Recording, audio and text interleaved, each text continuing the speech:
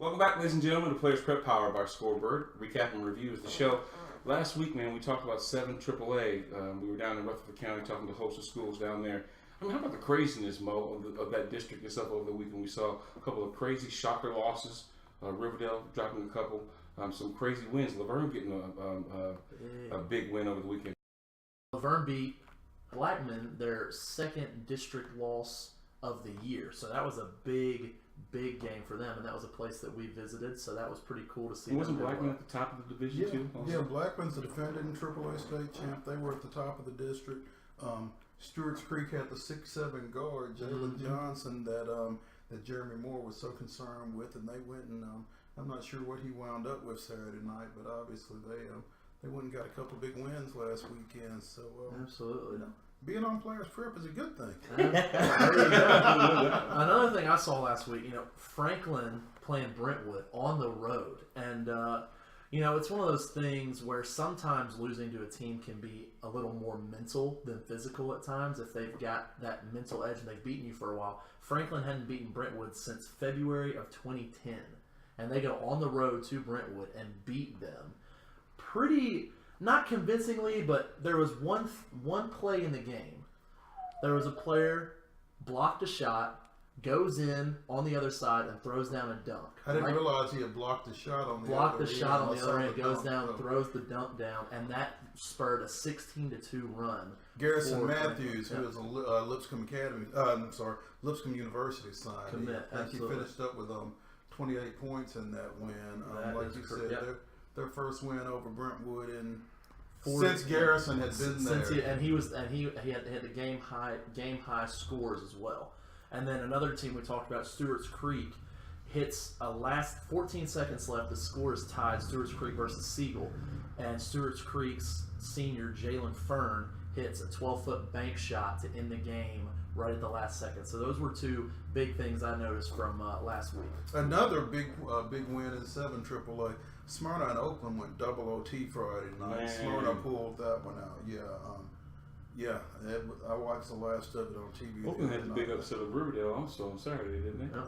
I'm not sure how big an upset it was, but I mean, there's just a lot. Like you said, 7 AAA's got a lot going on, and I think pretty much everybody is kind of bunched up there together.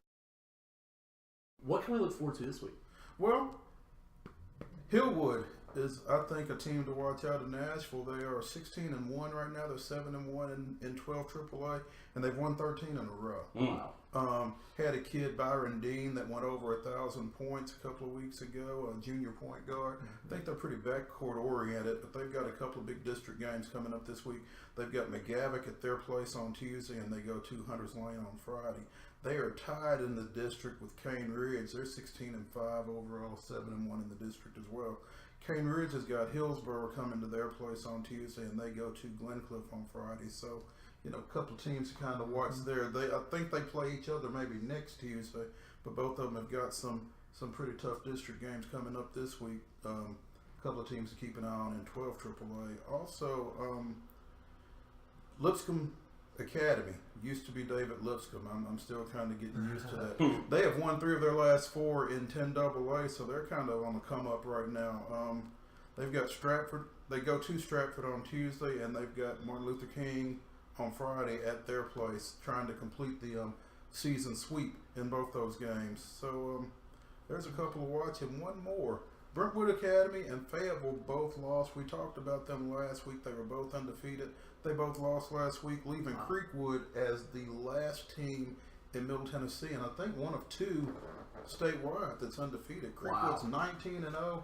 They're 11-0 in District 11 AA, and if you like offense, might be worth the trip down to the west side of Dixon County to go check them out. They have scored. They've hit 100 or more twice this year. Man, they've gone over 90 6 other games.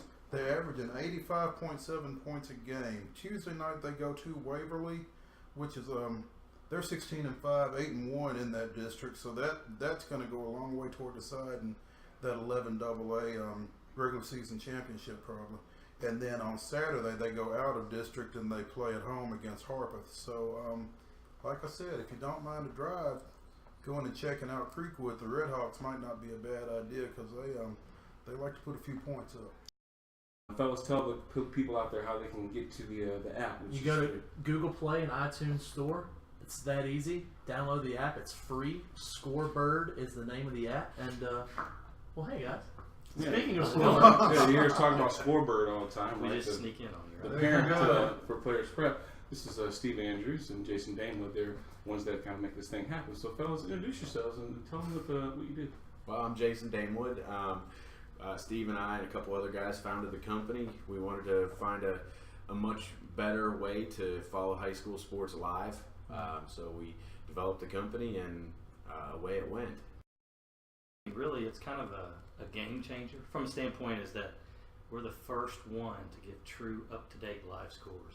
You know, we've actually had folks who are holding the phone next to the scoreboard and they're right online, one with each other. So pretty cool. That's what makes us special. Well, that's going to do it for our special edition here on Martin Luther King of our Players Prep powered by Scorebird. We'll see you next time. Stay tuned for the high schools that we'll be talking to this week. They'll be coming real soon. We'll talk to you next time.